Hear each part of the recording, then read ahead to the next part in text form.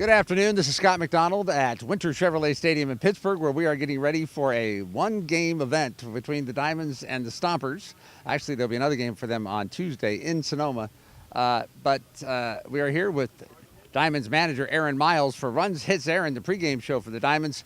And we're kind of in a quandary today because we're going to have to talk about something different. We can no longer bemoan the lack of offense. For one game.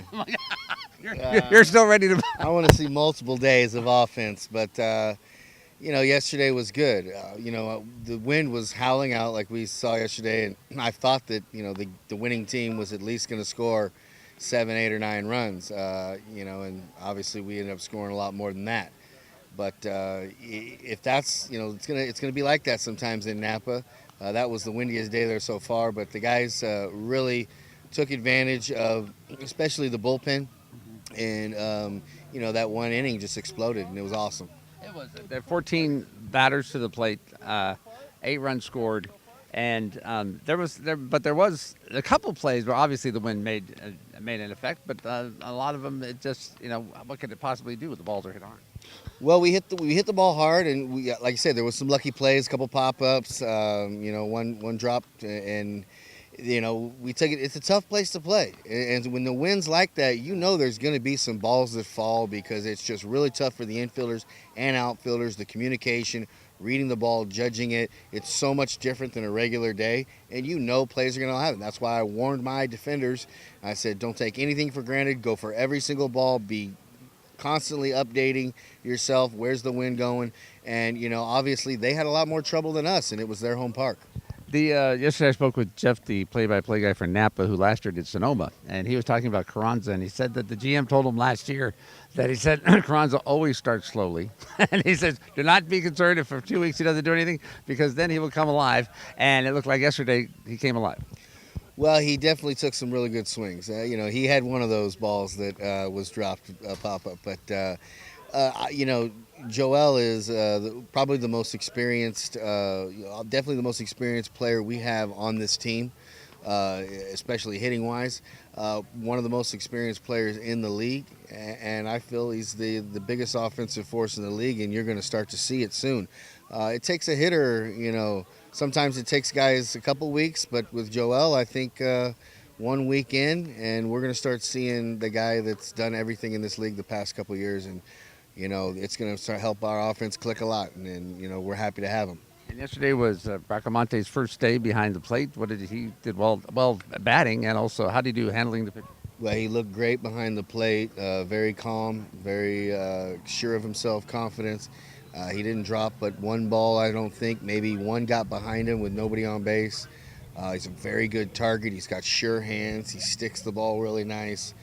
We didn't get to see him really throw, but a team that usually runs didn't run a whole lot. I don't know if Tito was, scared the fact that he knew that this kid's been in affiliated ball and said he's going to take it a little, more cautiously, and they definitely were more cautious on the bases. Of course, that could have been because the wind was out, blowing so out, you don't want to run into outs anyways, which is a factor in that game. But Bracamonte looks good. He had a couple big hits. He looks like he can handle the bat, and he's in the lineup again today.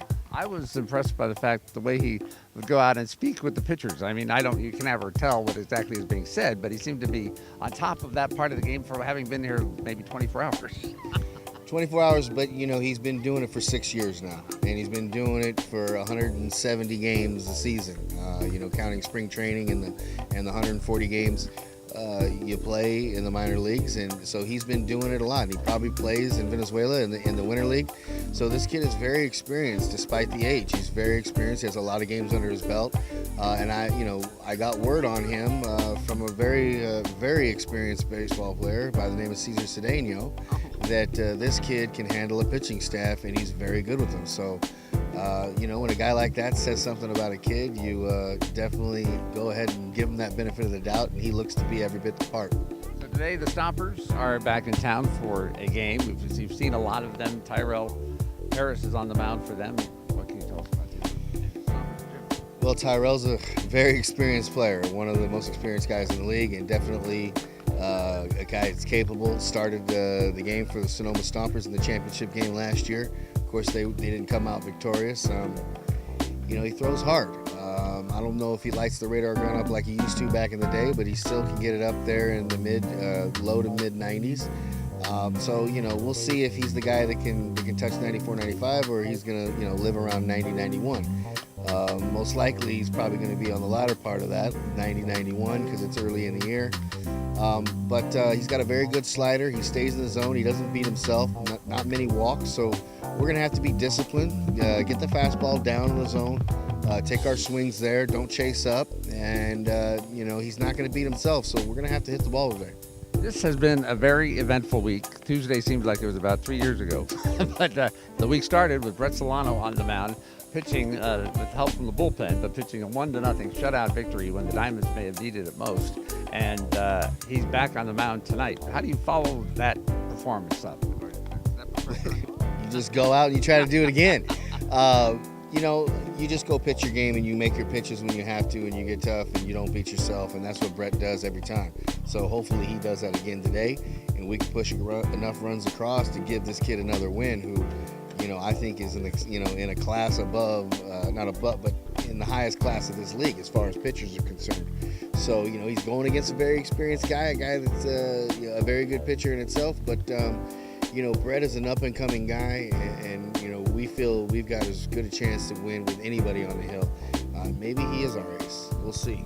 This is a big game in the sense that you've won 3, you've lost 2. You come out of this week either at 500 or 4-2, and momentum may be built or maybe it'll be lost.